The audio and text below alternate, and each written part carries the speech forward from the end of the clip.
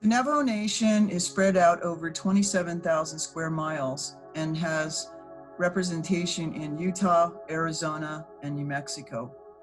We serve a population of 170,000 people, and we have been hit very hard by the COVID virus. We have over 11,000 positive cases at this time, the most cases per capita in the country, and as many cases as some of our smaller states in the United States.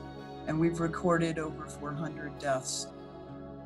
A lot of our communication is done via radio. This is Jonathan Nez, president of the Navajo Nation. And then via newspaper. We don't have the great broadband width that we need out here to get to everybody. So we've had to use methods to get the word out into the public about the curfews, about the social distancing, social hygiene.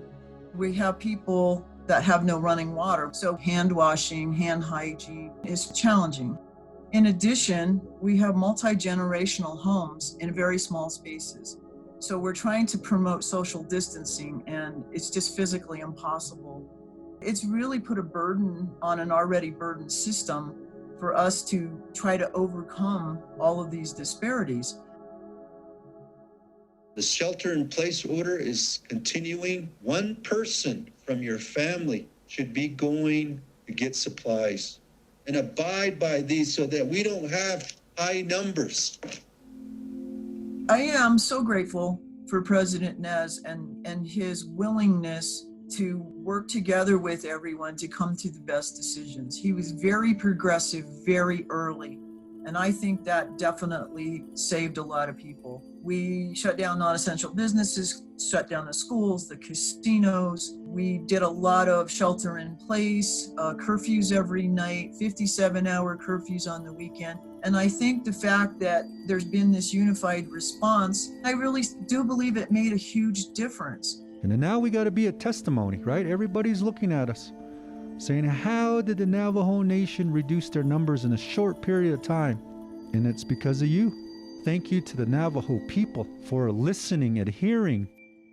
Today is a special day because as of yesterday, we have packaged and delivered food for over 500,000 meals throughout the Navajo Nation.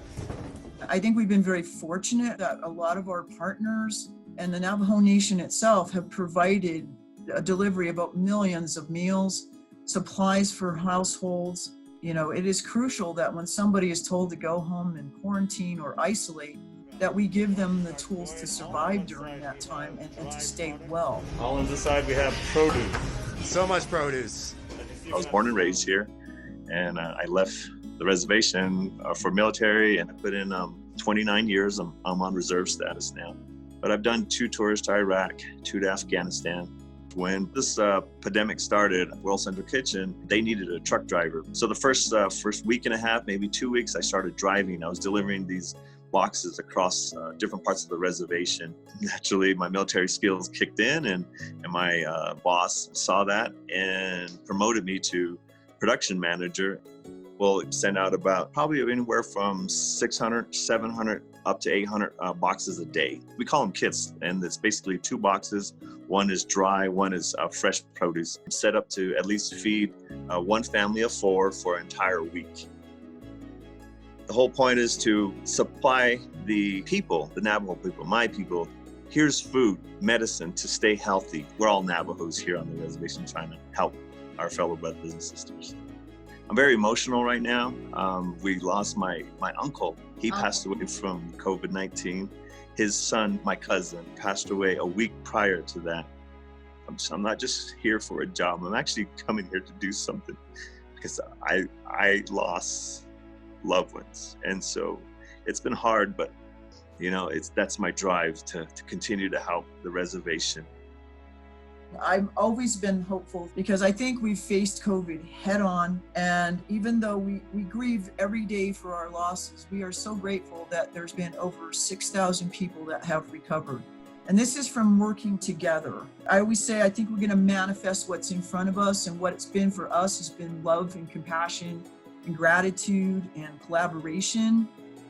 The Navajo are strong and resilient, and we will endure. We will get through anything that we have to preserve our traditions and our people.